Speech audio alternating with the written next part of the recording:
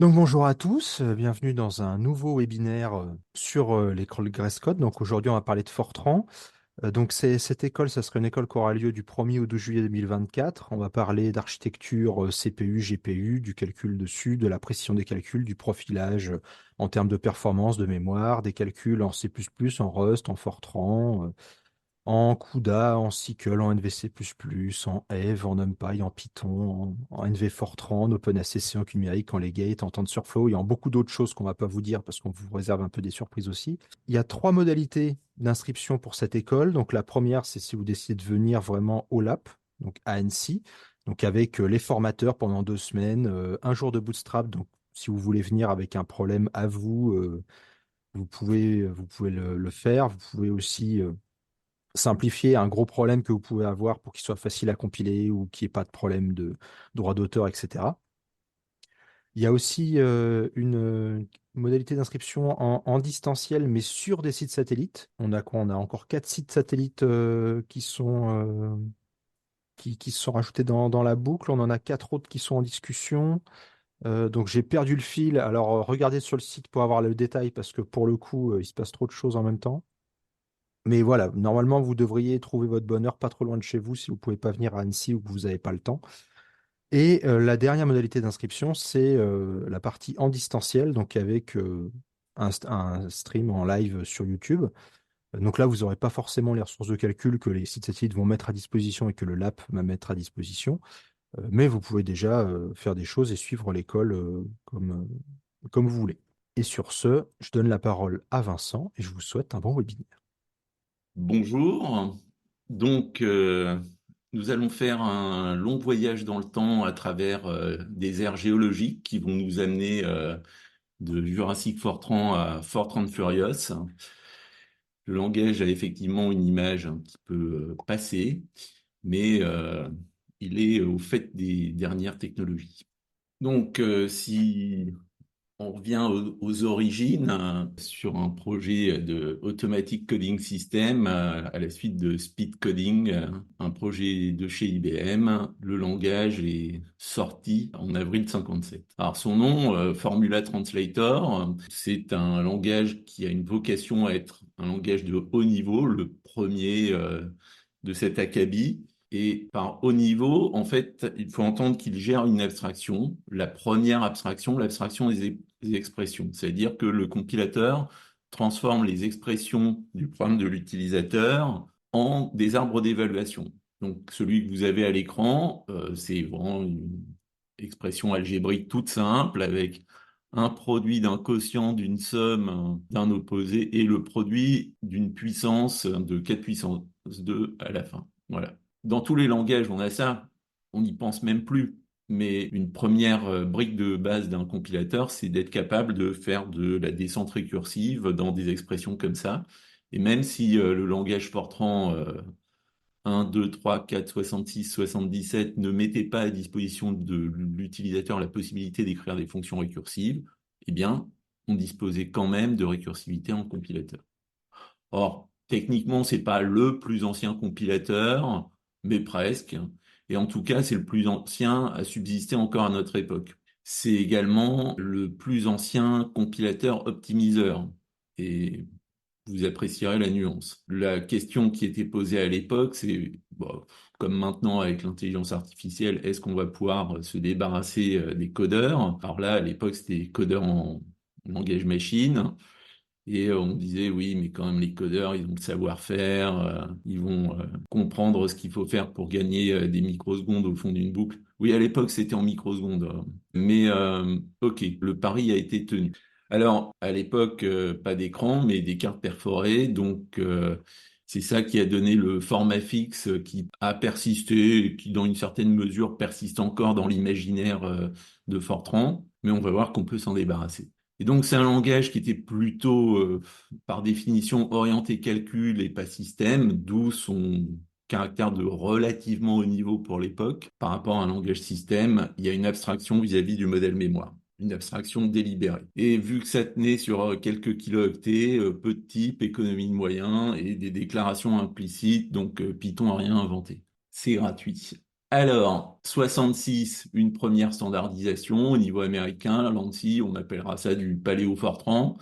Franchement, n'en écrivez pas. Déjà en 68, un article de journal par les auteurs de Basic décrivait Fortran comme un petit peu vieux jeu. Deuxième norme, qui est la norme marquante du langage, 1977, on sent l'influence de la programmation structurée. On sent que il y a plusieurs compilateurs qui ont poussé la norme vers le haut. L'influence des militaires aussi qui ont besoin de fonctions de bas niveau pour faire du contrôle-commande. Et ça, on appellera ça de l'archéo Fortran. Je vous conseille pas, mais forcément, on a tous eu et on aura tous à passer à travers des lignes d'archéo Fortran qui ont sédimenté. Et donc, ce qui se distingue très nettement dans la version 77, c'est un paradigme procédural. Donc là, c'est toujours un langage de haut niveau et il gère la deuxième abstraction, l'abstraction du flux de contrôle. On a tout ce qui constitue la célèbre programmation structurée, des blocs if à la place des if arithmétiques délicieusement archaïques de Fortran 66. 89, le premier traducteur open source de Fortran versé. Et comme tout le monde a un compilateur C, ça veut dire que tout le monde peut en open source programmer du Fortran. Alors 88, il y avait eu un rendez-vous manqué avec l'histoire. Ça aurait été bien d'avoir Fortran 66, Fortran 77, Fortran 88.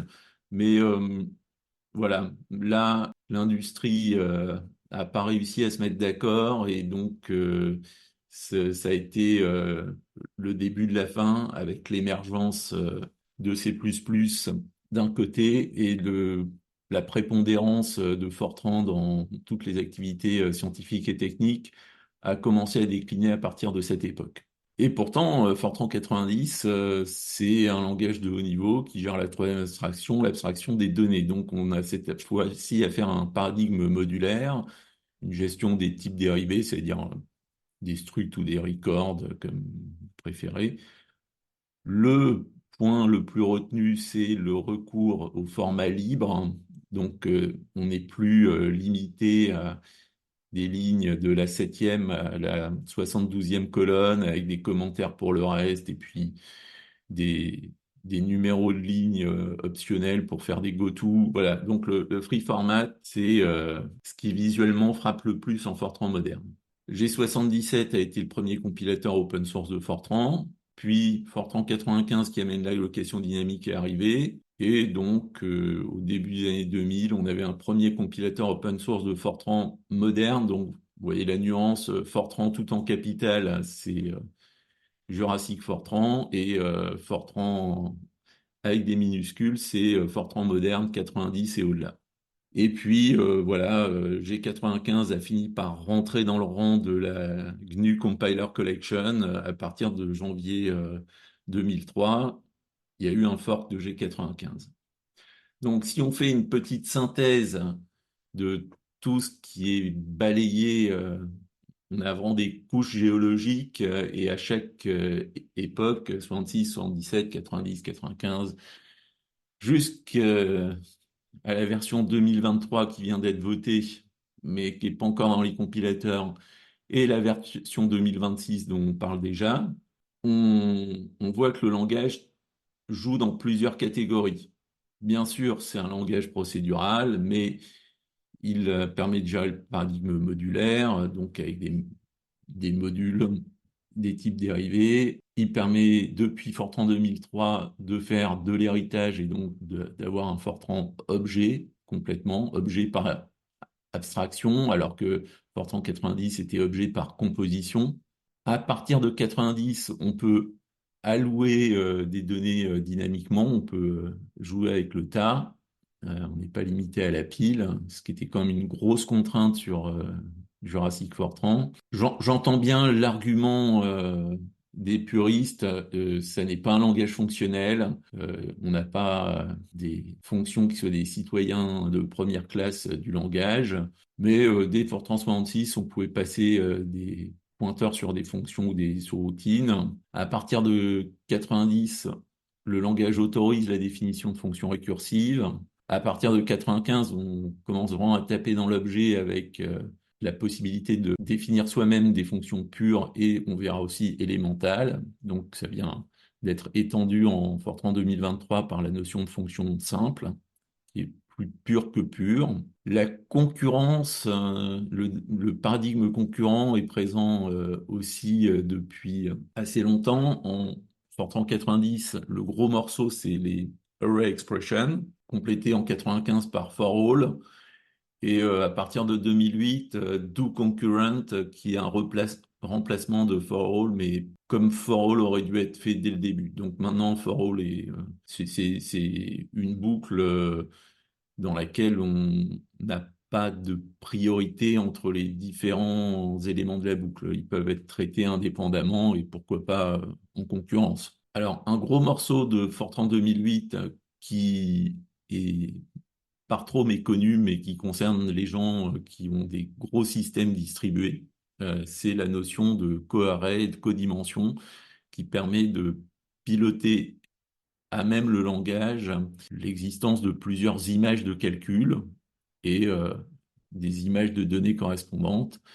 Et ça a été un des gros apports de la norme 2018 de piloter les équipes d'instances qui gèrent ces codimensions. Et bon, j'ai gardé le point le plus manquant pour la fin. La généricité en Fortran, bah, c'est depuis le début limité à du pré-processing. C'est moche, mais on peut faire des choses. Depuis Fortran 77, les fonctions intrinsèques de la bibliothèque de calcul Fortran sont génériques, c'est-à-dire arrêter d'utiliser des ASQRT, des SQRT pour simple précision ou double précision. SQRT tout court va s'adapter à la précision de l'argument. Donc l'espoir que caresse beaucoup, c'est qu'en Fortran 2026, la notion de template émerge. On en reparlera. Ce qui ne figure pas sur ce synoptique, c'est que entre 95 et 2003, OpenMP a commencé à prendre ses ailes. Entre 2008 et 2018, OpenSSC a aussi décollé. Donc en fait, on a une flopée d'offres d'expression du parallélisme, de la concurrence, de la vectorisation et de la grosse vectorisation des GPU. Et c'est la richesse de cette offre qui est un petit peu un des problèmes.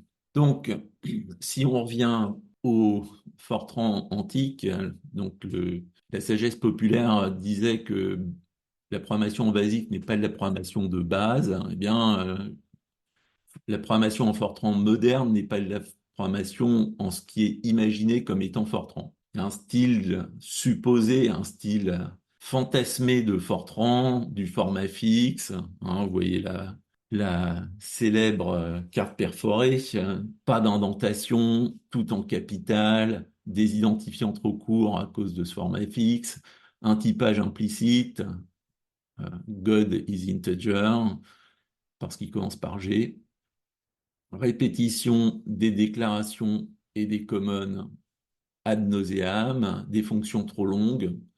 Ça m'est arrivé de tomber sur une fonction de complexité cyclomatique de 600 et plus. Et bien sûr, des goto à outrance et les infâmes goto arithmétiques, donc ce qu'on appelle le code spaghetti. Donc, en gros, l'image de Fortran, c'est ce qu'il y a à la gauche de votre écran, avec les bons numéros de ligne et les if arithmétiques. Mais si vous utilisez le programme SPAG, donc il a une version gratuite. Et puis là, depuis la version 8 que j'ai pas encore testée, il y a une possibilité de l'utiliser en mode académique. Donc quelques explorations pour rénover du code en perspective. C'est la société Polyhedron qui produit ça. Et ça fait 30 ans que je m'en sers. Donc, vous prenez du code Fortran sorti des profondeurs des âges et vous le transformez avec Spag dans quelque chose qui est indenté, qui est structuré. Bon, il reste pas mal de génie logiciel à opérer là-dessus, mais vous apprécierez la lisibilité gagnée.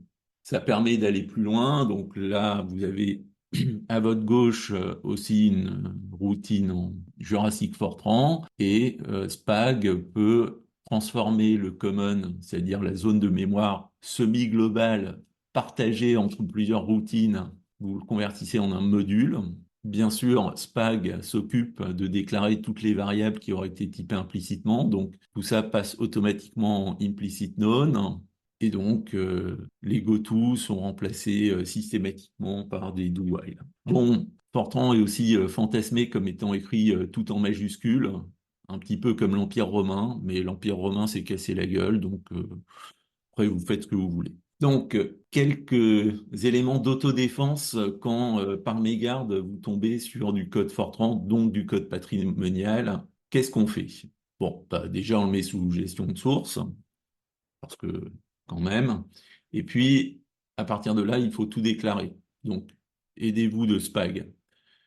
Au passage, Spag va aussi déspaghettifier votre code, d'où le nom. Et puis, la bonne pratique, c'est en tout cas quelque chose qui n'était pas enseigné en 89, mais qui sautait aux yeux. Bon, la notion d'include, qui correspond à celle du préprocesseur C, existait dans tous les compilateurs depuis Fortran 77 et les rentrée dans la norme en Fortran 90. Bon, bah voilà, il faut pas dupliquer les commons dans chaque fonction où ils sont utilisés, il faut les mettre dans un include et éviter ça. À un moment, vous aurez envie de convertir en format libre, donc je vous invite à utiliser le programme de Metcalfe, qui a été un avocat et un fervent défenseur de Fortran 90 auprès du CERN. Bon, bah ça n'a pas marché. Et il a écrit un programme en Fortran qui convertit du source en format fixe vers du source en format libre. Quand votre programme continue à donner des bons résultats et que vous êtes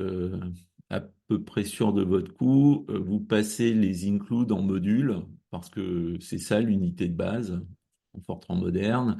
Et à partir de là, vous avez pas mal de constantes en Fortran, notamment des tableaux de constantes qui étaient initialisés au début, notamment dans les blocs data. Bon, la syntaxe moderne, c'est de les appeler des paraméteurs. Alors, c'est un petit peu ce qu'on appellerait des consteval. C'est en tout cas garanti d'être évalué à la compilation. Il y a pas mal de travail de nettoyage à faire dans les vieux codes parce que c'est pas considéré comme important, mais maintenant c'est des bonnes pratiques. Il faudra aussi déclarer les intentions de tous les paramètres de procédure, hein, ceux qui ont vocation à rentrer dans la procédure, ceux qui ont vocation à en sortir, et ceux qui ont vocation à rentrer et sortir avec une autre valeur. Vous devriez déclarer pure toutes les procédures possibles et l'échelle d'au-dessus, une fois que vos fonctions sont pures. Alors c'est un peu contraignant parce que pur, ça veut dire pas d'entrée-sortie, donc pas de débugage à la main, connaître ces outils contemporains de débugage. Mais de toute façon, comme on prend bien, on n'a pas besoin de débugger. Et puis, vos fonctions, une fois purifiées, vous pouvez les promouvoir la plupart du temps en élémental. On va voir l'intérêt de cette déclaration. Comme j'ai un petit penchant pour les variables flottantes, en attendant d'avoir une généricité plus large, je vous invite à génériciser toutes les variables flottantes, que votre kind, c'est-à-dire le fait que ce soit de la précision simple, double, étendue, quadruple, et pourquoi pas de l'admi, qui est dans la liste du module ISO Fortran Env de 2023. Après, ça ne veut pas dire que ça sera dans les bibliothèques. Donc, de la demi-précision, si vous voulez, utilisez la forme générique pour toutes les fonctions, enlevez les assin, dexp, dsqrt.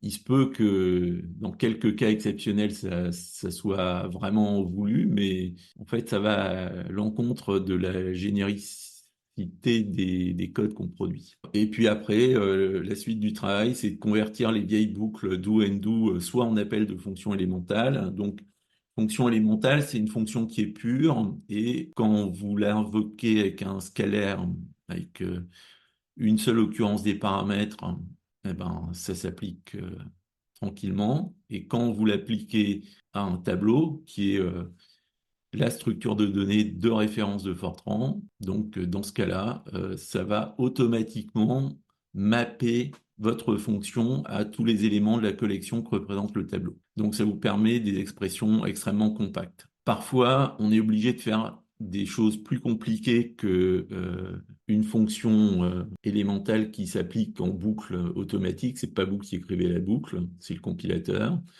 Donc pour des choses un peu plus compliquées, on prend la boucle for all, mais comme elle est déjà en passe d'être oubliée, on passe directement aux boucles do concurrent. Également, la bibliothèque s'est enrichie de beaucoup de fonctions appropriées, des dot products, des normes 2, des produits de matrice, donc ne recodez plus vos produits de matrice.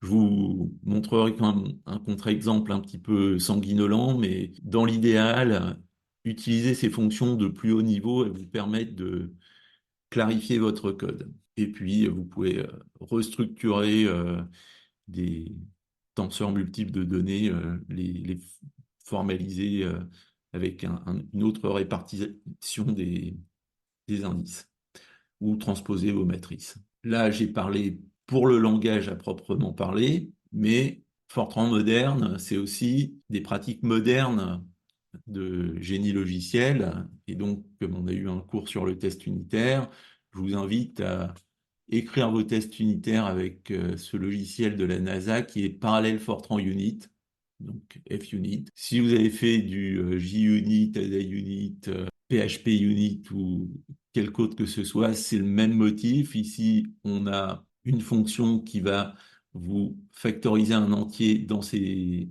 dans le tableau de ces facteurs premiers. Vous pouvez mettre des commentaires exploitables par Doxygène.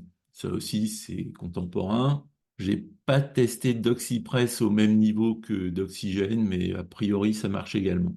Donc, quand vous avez votre module qui contient les fonctions métiers à tester, vous pouvez directement lui adjoindre un module de test où vous voyez, comme ici, que il y a eu du développement en mode TDD. Test Driven Development. On a commencé par s'assurer que notre fonction divisor list, quand elle était appliquée à 1, renvoyait bien une liste vide. On n'a pas de factoriseur, de facteur, pardon. 2 à un seul facteur, c'est 2. 3 en un seul, c'est 3.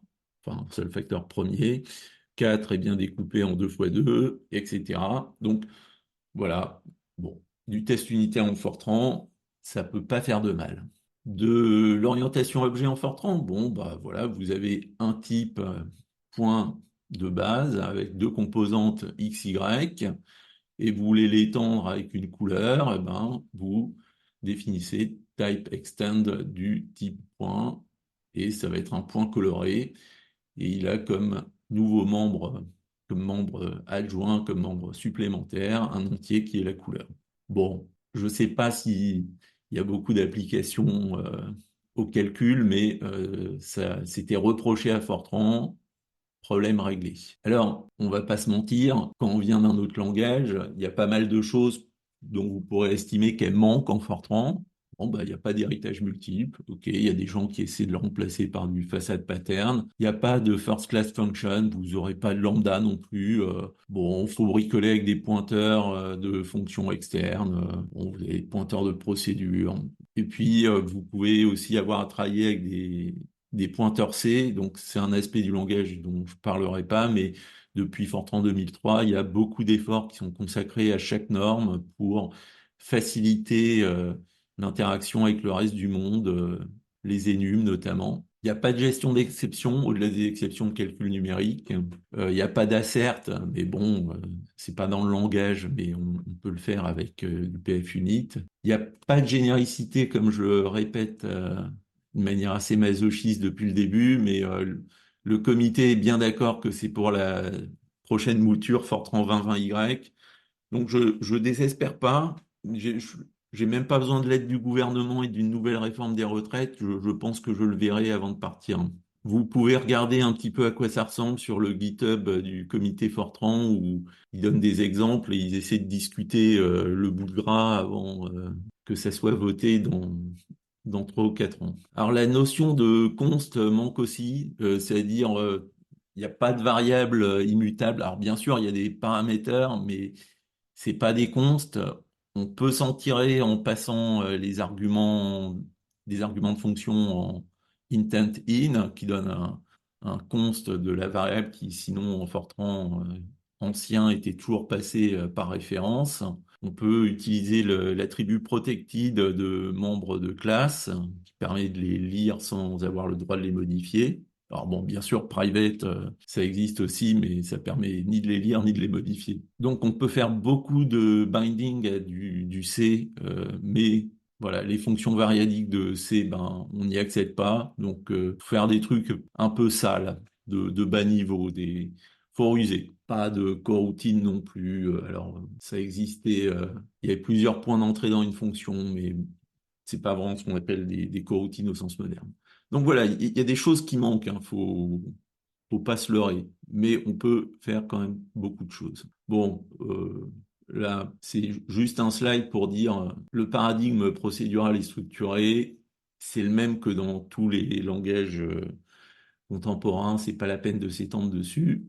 En fait, en Fortran moderne, le gros morceau, c'est justement les opérations sur tableau. Donc, vous avez un vecteur, vous avez une matrice, vous avez un tenseur d'ordre n, vous pouvez ajouter deux tenseurs qui ont ce qu'on appelle, qui sont conformes, c'est-à-dire qui ont les mêmes dimensions, le même rang et dans chaque dimension la même taille. Alors quand vous utilisez le produit de cette manière, c'est le produit de Hadamard qui est tellement vénéré dans notre école et la division, c'est également la division par élément par élément. Donc s'il y avait une division de Hadamard, ça serait celle-là. Par contre, donc voilà, comme je le disais, non seulement vous êtes invité à ne plus écrire de boucles sur les différents indices des tableaux quand il s'agit de faire de l'arithmétique plus moins multiplié, mais aussi quand il s'agit d'appliquer les fonctions, que ce soit les fonctions intrinsèques et depuis 95, les fonctions que vous aurez définies vous-même comme élémentales. Avec tout ça, il y a aussi des fonctions de réduction de tableau,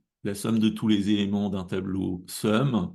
C'est paramétrable, vous pouvez choisir de faire des sommes le long d'une certaine dimension. Pareil pour le produit, pareil pour les opérations logiques. Hein, là, je parle beaucoup d'opérations arithmétiques, mais il faut voir que logical, ou qui est l'équivalent de booléen, est un type de base du Fortran depuis le jour 1. Donc, toutes ces fonctions de réduction peuvent se faire non seulement le long d'une certaine ou de certaines dimensions, mais aussi vous pouvez appliquer des masques à ce que vous allez sommer ou multiplier. J'évoquais le dot product et le produit de matrice. Vous avez également la possibilité d'avoir des opérations conditionnelles sur des tenseurs avec where. Et donc, vous aurez un tenseur conforme de contraintes logiques qui vont vous permettre de choisir sur quels éléments de votre tenseur vous allez procéder ou non à la modification.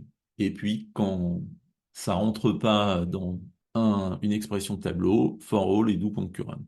Donc, pour vous donner un petit peu un exemple de ce à quoi ça ressemble, le groupe théorie de l'IPNO, il y a plus de 10 ans, nous avait demandé si on pouvait pas paralléliser leur code de simulation de capture d'électrons dans des supernovas. Alors, la version qui nous avait fournie, qui était un mélange de Fortran et de C avec des C-out, aurait eu besoin de 1000 ans de CPU pour gérer les 1000 types de noyaux avec 50 valeurs de la température de l'étoile. Et donc, on a commencé par gagner un facteur 55, rien qu'en écrivant le code proprement, avant toute tentative d'expression de la concurrence. Donc, on n'aurait plus besoin que de 20 ans de CPU après accélération. Enfin, après la première accélération. Et la structure de ce programme, c'était un très gros nid de boucles, 5 boucles indépendantes. Et au fond des boucles, on calcule des fonctions de Bessel sphériques. Et c'est ça qui prenait 92% du temps. Donc, que dire? C'est le paradis des parallélistes. Un, un nid de boucle pareil qui comprend entre 121 millions et 11 milliards d'itérations pour les 4 boucles internes. Voilà. Donc, que demande le peuple? Et le premier réflexe, ça a été de paralléliser avec OpenMP.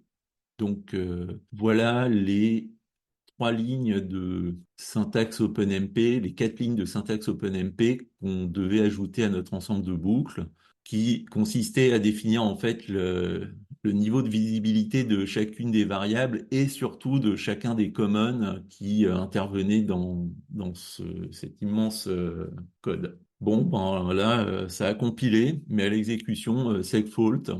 Les collègues de l'IDRIS ont dit oui, mais enfin, du Fortran et du C mélangés, vous aidez franchement pas le compilateur, mettez tout dans le même langage. Donc j'ai passé tout ça en Fortran 90, j'ai validé les résultats, j'ai ajouté OpenMP, et là, segmentation fault. Alors au passage, l'effort d'uniformisation me permettait de non seulement avoir un compilateur Fortran 90 à la place d'un Fortran et d'un C, mais également de le faire fonctionner avec le compilateur Intel, le compilateur GNU et le compilateur PGI avant qu'il devienne NV Fortran. Mais ça n'a rien changé.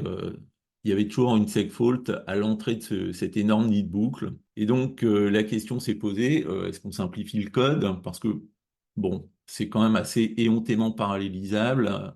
Si la boucle externe, on la répartit sur autant de process, ça va se faire facilement. Donc, c'est dur avec des threads, mais c'est facile avec des process. Alors, ça aurait pas été un bon choix parce que les threads ne sont pas équivalents en durée. Quand vous êtes sur les premières valeurs de l'énergie, l'espace des phases qui est ouvert est tout petit, donc ça s'exécute en vitesse pour produire des résultats ridicules. Donc, c'est pas un bon partage du temps, ce partage naïf. La simplification du code a aussi permis de voir que, en fin de compte, c'était une transformée rapide de Bessel sphérique, ce qu'il nous fallait. Mais voilà, il y a beaucoup trop de pièces mobiles pour passer de l'un à l'autre, donc c'est resté bien rangé. Et donc, comme cette transformée de Bessel sphérique, c'est en fait une intégration numérique reposant sur des produits de matrice, on est dans le contexte d'une intensité arithmétique élevée, et donc le GPU est l'outil de choix dans ce cas-là. Et là, on n'a plus que l'embarras du choix à l'époque. Est-ce qu'on allait faire du CUDA, du OpenCL en Fortran ou du OpenACC? Et OpenACC était mûr, et donc il procède également.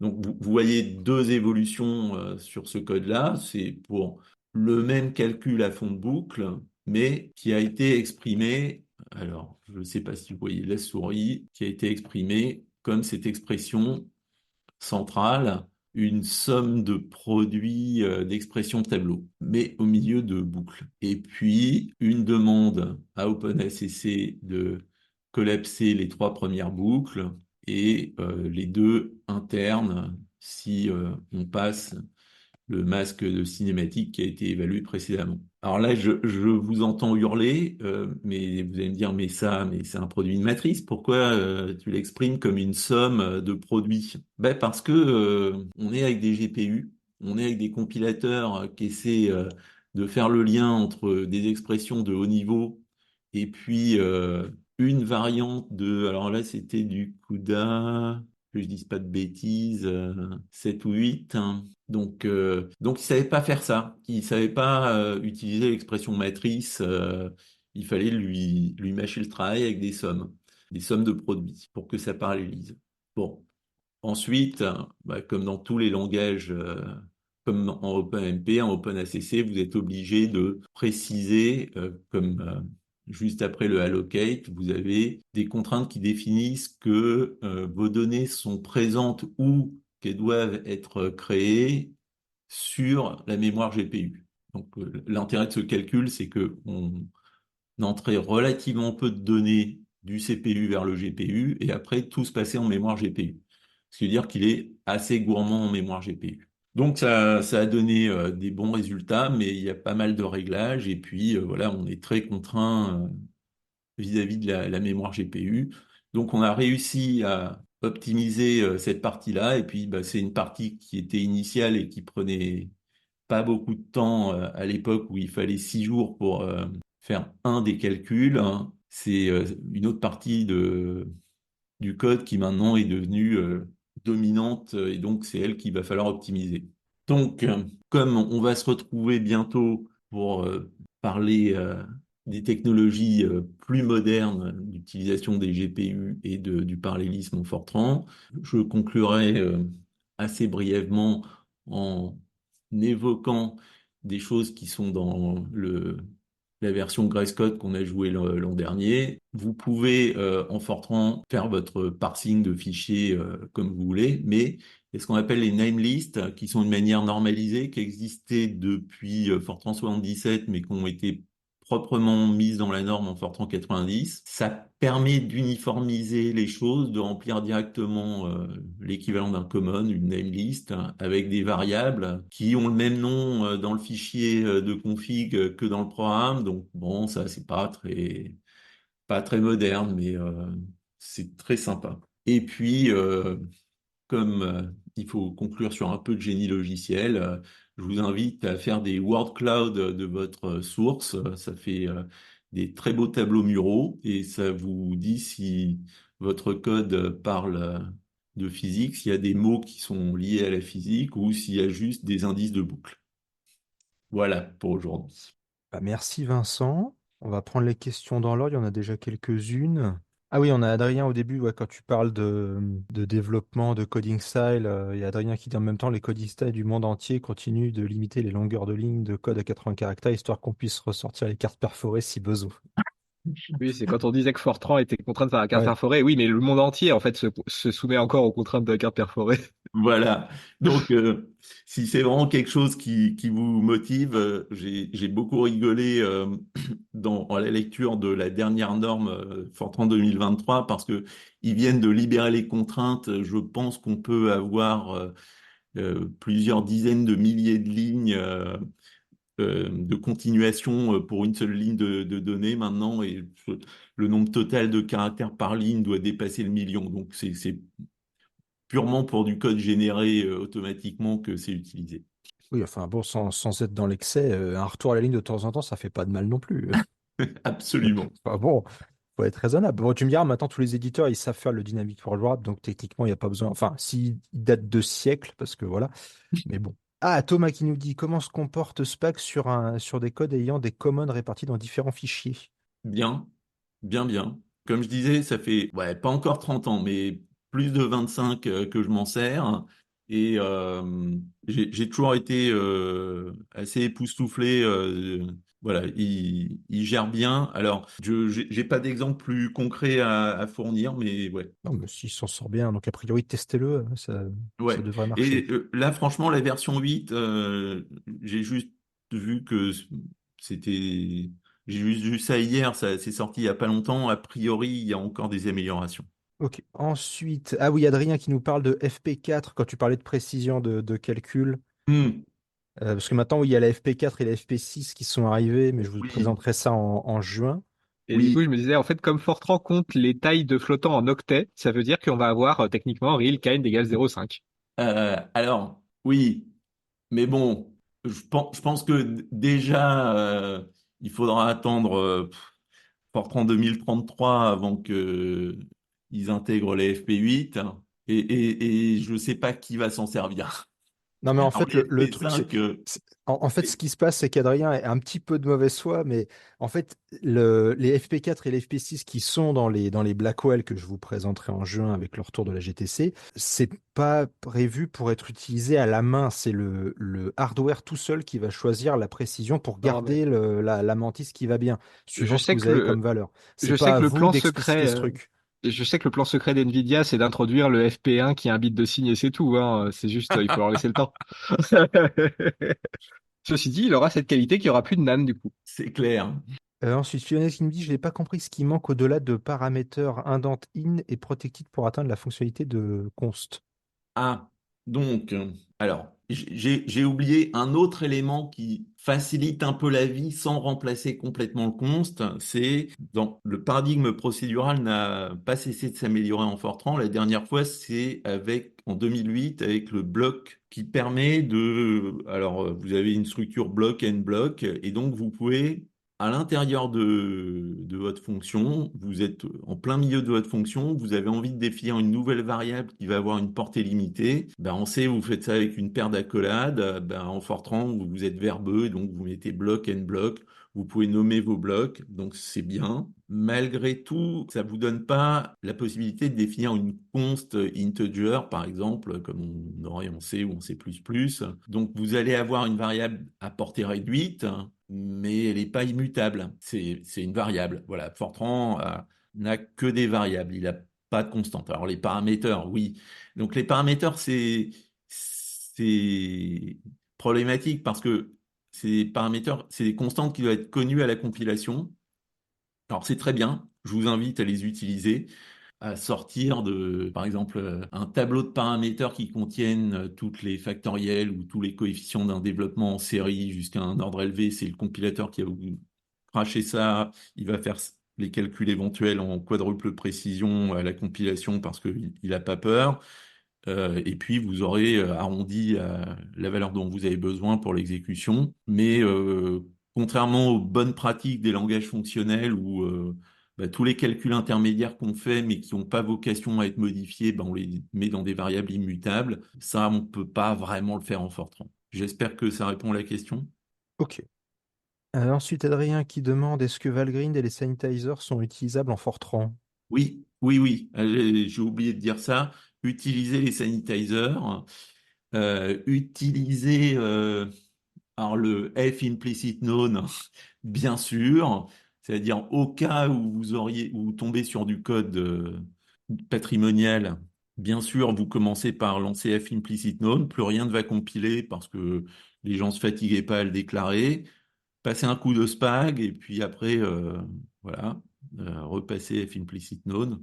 Si vous avez la flemme d'aller mettre un implicit known dans chaque module ou dans chaque fonction, hein, mais sinon, faites-le aussi. Vous avez des checks sur les bandes de tableau.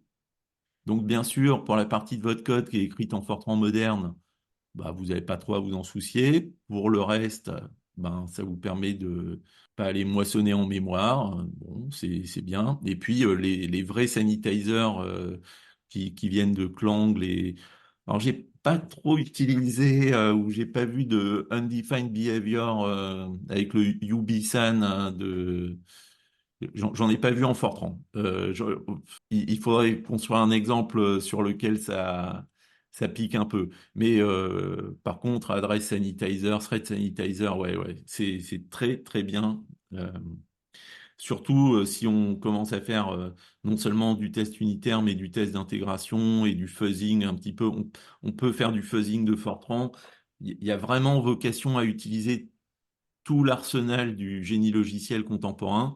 Alors, j'ai pas encore monté de continuous integration de Fortran, mais oui, c'est un beau projet. Ok, donc il y a Alfredo qui nous dit qu'il utilise régulièrement Valgrind sur des codes Fortran et ça marche très bien. Bon, après, ça produit du binaire, hein, donc Valgrind, dès que c'est du binaire, il arrive à s'en sortir. Et Macao aussi, d'ailleurs, on en a pas parlé, mais Et Macao aussi, Macao déchire en Fortran. absolument. Et il fait aussi mal quand il dit ah, pourquoi t'as pas fait ça? Et il a toujours un truc à dire. Il a C'est le toujours professeur un truc Rollin.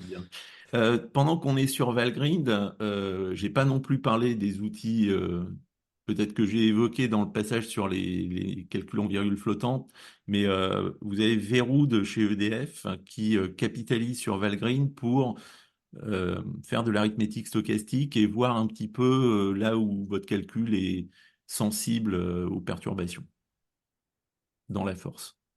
Donc ouais, Verrou, Valgrind. Même Grind, et là on a des tests à faire avec. Il y a un dérivé de Valgrind, Herbgrind, qui va plus loin que Verrou sur le test des calculs. Et puis il y a aussi celui que j'avais pas utilisé à l'époque parce qu'il y a des choses déclarées en statique dans le code de Supernova, mais il y a une. Ouais, ok. Il y a une autre variante de Valgrind intéressante. Et donc, je rebondis sur la question de Lionel. Macao, ouais, c'est Macao, pour ceux qui cherchent. Vous pouvez regarder sur macao.org, vous avez tout qui est expliqué, mais de toute façon, on va le pratiquer à l'école. Donc, Absolument. et on va le pratiquer dans tous les langages qu'on peut, hein. Donc, Mm. voilà, c'est. Ensuite, Corentin qui nous dit pour les configs, il aime bien utiliser config Fortran, qui est sur GitHub. D'ac- Euh, D'accord. Bon, je sais pas si tu as joué avec, mais Alors non. Donc je pensais à deux autres choses que j'ai trouvées, allez, trois autres choses que j'ai trouvées sur GitHub. Donc vous pouvez faire du XML en Fortran, ça se trouve sur GitHub. Vous pouvez faire du JSON en Fortran. Et voilà, un des trucs qui manque à cause de l'absence de généricité, et bon, c'est pas le caractère objet de C++ qui fait mépriser Fortran, c'est l'absence de FTL, de Fortran Template Library. Bon, bientôt, ça viendra. Mais il y a déjà deux projets GitHub de FTL. Alors bien sûr, c'est pas fait avec des vrais templates, c'est fait avec du pré-processing. Ok, je sais, c'est moche, mais ça marche. Et ça permet de répondre aux mauvaises langues. Donc, si vous cherchez sur YouTube, vous verrez dans une conférence Python de 2012 un jeune freluquet qui prétend que Python est plus rapide que Fortran. Donc, il a déjà gagné toute mon estime, celui-là. Et donc, pour faire ça, il dit, ouais, mais en Python, si j'ai deux ensembles, je peux trouver leur intersection rapidement. Mais en Fortran, il n'y a pas de structure de données ensemble. Donc, ben, je vais prendre des tableaux et puis je vais faire la recherche quadratique en temps de l'élément dans un tableau et dans l'autre. Et ben ça, il faut pas faire. Et avec la FTL et avec une fonction de hash que j'ai importée de C parce que je voulais pas la traduire en Fortran, mais ça pourrait parfaitement se faire. Ben, Fortran reprend sa place dominante dans l'écosystème, quoi. Voilà. Euh, Python n'est pas plus rapide que Fortran. Faut arrêter les bêtises. Rust, je veux bien. Et Python, non, voilà. mais là, en plus, dans le cas que tu présentes, c'est même pas le langage qui est en cause, c'est l'algo qui est derrière. Donc, en vrai, tu peux Oui, écrire ça. Tu t'écris ce truc-là dans n'importe quel langage, c'est lent parce que t'es pas censé l'écrire comme ça. nous sommes d'accord. Donc voilà, c'est encore un test fallacieux, voilà, on va vous en présenter quelques-uns pendant l'école, vous allez voir, c'est rigolo. Donc, c'est l'algo et j'irai même plus loin, c'est le jeune freluquet qui est derrière l'algo, hein, parce que faut quand même pas avoir les genoux qui tremblent pour sortir un truc pareil. Oui, bah ça, c'est les grands classiques qu'on va passer régulièrement. Ah bah j'ai fait ce test sur un algo que j'ai fait à l'arrache dans un langage que je connais pas et je compare à un truc que je maîtrise. Regardez comme le truc que je maîtrise est plus rapide. Bah super.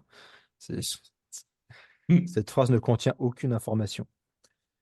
Ensuite, on a Alfredo qui nous parle. Je conseille évidemment fcheck égale bounds pour le out of bounds et fcheck arrêt égale temps pour détecter la création d'arrêts temporaires si jamais vous avez des interfaces implicites.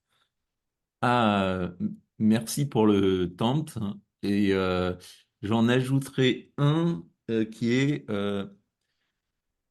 f init égale snan. C'est-à-dire vous pouvez initialiser toutes les variables que par mégarde ou alors que du code patrimonial n'aurait pas initialisé avec la valeur signaling nan.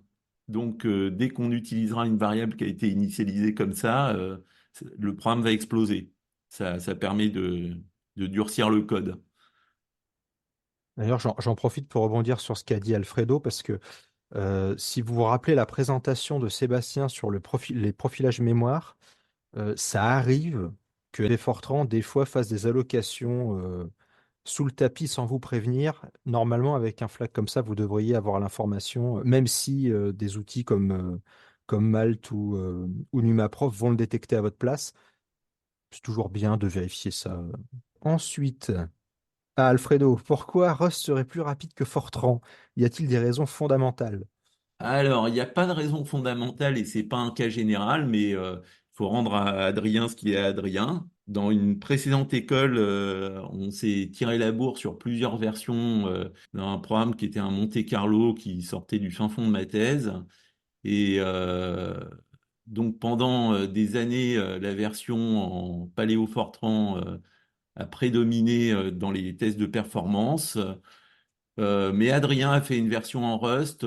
Bon, alors, ok, il a fallu que le comité olympique intervienne pour vérifier qu'on faisait bien le même calcul. Et puis, on a nettoyé chacun nos codes au maximum, mais les chiffres sont là. À la fin, il allait deux fois plus vite en codant des fonctions pour des petits vecteurs, et puis en capitalisant sur le fait que Rust est capable d'avoir une unité de compilation beaucoup plus grande, quoi, qui ne soit pas limitée aux fichiers. Mais bon, tout est perdu for l'honneur, quoi. Non, non, je pense que soit vous avez un excellent programmeur en Rust et il va aller sortir toute la performance de ce langage, soit vous avez un programme qui est un peu plus compliqué que celui sur lequel on a joué et ça va être dur de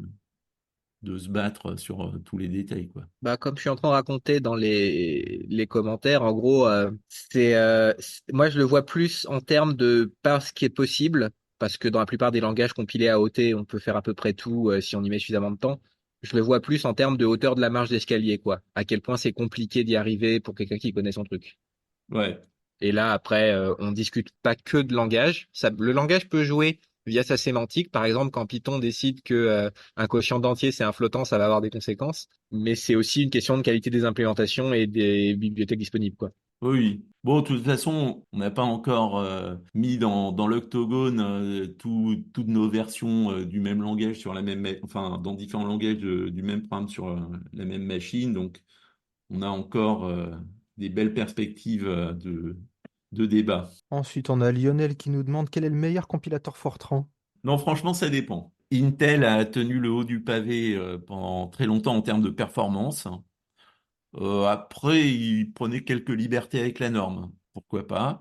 Euh, non, je pense que le bon compilateur, c'est de réussir à compiler son code avec tous. Voilà, c'est ma réponse de Normand en quelque sorte. Après, c'est un très bon exercice, hein, pour le coup. Si vous avez un code qui compile avec tous les compilateurs ou quasiment tous, vous êtes quand même assez confiant pour dire que ça va finir par fonctionner. Si vous avez besoin d'un compilateur ultra spécifique, bon, il y a peut-être moyen que. Ouais, ouais, ouais. Bah, disons que dans ce Euh, cas-là, on code plus en Fortran, on code en eFort, quoi. oui. Alors, quelques, quelques points de détail justement sur le non-recouvrement des compilateurs, parce que il y a pas mal de codes que je suis obligé de faire en deux versions quand je fais du NV Fortran. Donc, NV Fortran, j'espère vous en parler en plus de détails lors de ma prochaine intervention. Ben c'est bien parce qu'il auto-vectorise, il auto-parallélise, il auto-GPUifie. Franchement, c'est bluffant. Mais, par exemple, il n'a pas un petit peu la fonction log gamma const expert.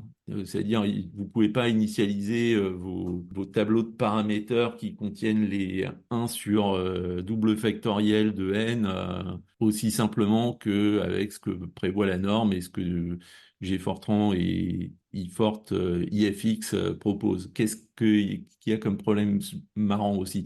Oui, avec GFortran, vous avez à l'heure actuelle quatre quatre précisions de flottants. Vous avez la simple précision, la double précision étendue et la quadruple. Ok, donc les trois premières sont en hard et la quatrième est en émulé. Intel n'a pas la double précision étendue. Intel n'a pas la double précision étendue, ce qui est quand même un peu fort pour les gens qui sont ceux qui l'ont créé, quoi. Et par contre, ils ont une quadruple précision. Nvidia n'a ni la quadruple ni la double étendue. Par contre, ils ont la demi-précision. Donc, et encore, ils ont la demi-précision pour tout ce qui est arithmétique, mais dès que vous voulez utiliser une fonction élémentaire, c'est mort, quoi. Donc, Fortran a encore de beaux jours. Il y a de la marge de progression, on va dire. Après, le truc, c'est que pour NV Fortran, sur les GPU, il n'y a pas de double précision étendue ou de quadruple. Alors, sur Moi, les j'avais GPU, tenté, le compilateur, il m'a dit merde, hein, oui, il oui, m'a oui, dit non. on est bien d'accord. Cela étant, c'est quand même, ils auraient pu faire un effort au niveau CPU, quoi. Oui, oui. Mais Bah bon, après, en non, fait, le truc, c'est que comme ils essaient d'avoir quelque chose de vraiment de symétrique entre le CPU et le GPU, s'il y a un truc que le GPU n'arrive pas à gérer, bon, bah, après, tu me diras, la demi-précision, le GPU la gère, les CPU le font pas forcément, donc bon. oui, Mais bon, après, c'est une boîte qui fait des GPU, donc, enfin, et des CPU maintenant aussi. ouais, ouais. Alors, Lionel qui nous demande, les coRS sont-ils bien implémentés par les compilateurs? Conseillez-vous par rapport à MPI ou OpenMP? Alors, je vais commencer par dire que j'ai pas vraiment de pratique. Pendant longtemps, au début des coherets, Intel Fortran et bon, G95 étaient les seuls à le proposer. Et vous êtes toujours obligé d'avoir une bibliothèque associée suivant l'implémentation du coheret que vous voulez. Donc, a priori, c'est sympa parce qu'on peut écrire du code à un certain niveau et choisir de l'implémenter soit sur du MPI, MPICH, soit du OpenMPI. Et le compilateur d'Intel disait, ouais, bah, attendez, pas de problème, je vais vous émuler le MPI par les threads sur la machine. Donc vous avez toujours un mode known où en fait vous lui dites, bah, en fait j'ai écrit des coarrés dans le code, mais j'ai pas d'architecture coarray, donc et là le compilateur vous jette. Vous avez le mode single qui vous permet de valider avec un seul CPU que vos coarrés vont marcher. Il faut passer par là, mais c'est pas ce que vous voulez faire quand même, hein. Et donc, il y a toute une mise en place parce que vous êtes quand même, quand vous utilisez les coarrés, en principe, vous êtes en train de faire de la programmation distribuée. Donc, vous avez plusieurs nœuds. Donc, voilà, on change d'échelle. C'est rarement le truc qu'on développe dans son coin. Mais oui, oui, oui. Je vais creuser ça, mais ça fait partie des choses sur lesquelles il y a. Alors, il y a une bonne page, il y a une bonne page GitHub de tutoriel de Cohere.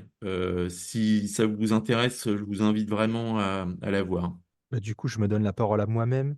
Dans tes slides, il y a un moment, tu as mis du grec. Oui, Ça marche? bah, alors, dans les commentaires, je vous invite à utiliser tout l'univers Unicode. Alors, faut un peu de discernement. Contrairement à Ada qui a dit, bah, nous, on est une norme ISO, donc on respecte toutes les normes ISO, et y compris la norme ISO de Unicode. Donc, Ada permet d'avoir des identificateurs Unicode.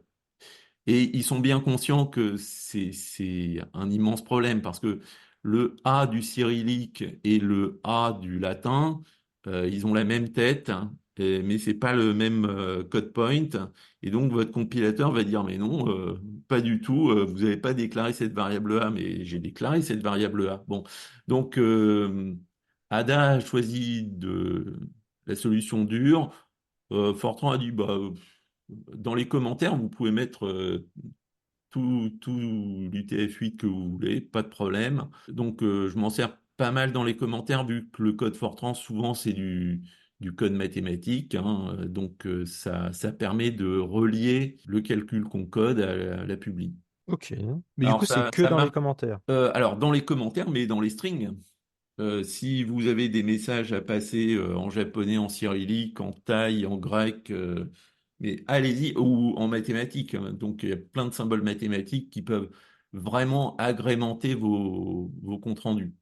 Mais alors voilà, pour l'instant, les identifiants, c'est pas trop ça.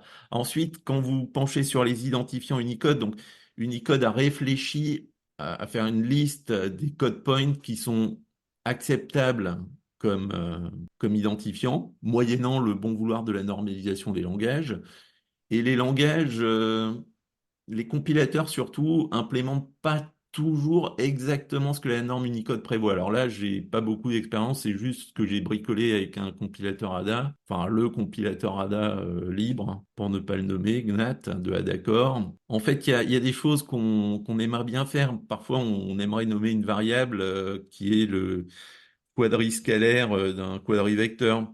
Ben non, ça on peut pas. Voilà, faut. Bon, pourquoi pas? C'est.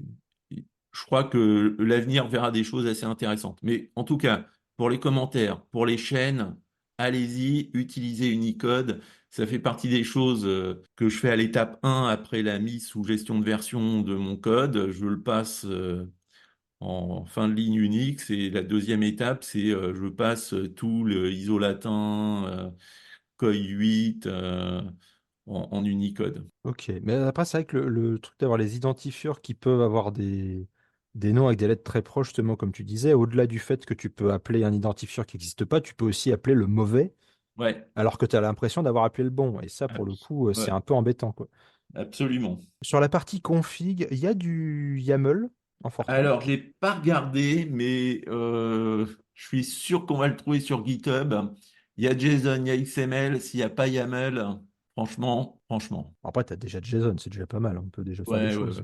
Bon, alors, par contre, c'est des bibliothèques qui vont utiliser les- vraiment le maximum de l'objet en Fortran, donc c'est pas forcément là où j'ai le plus d'expérience à suivre.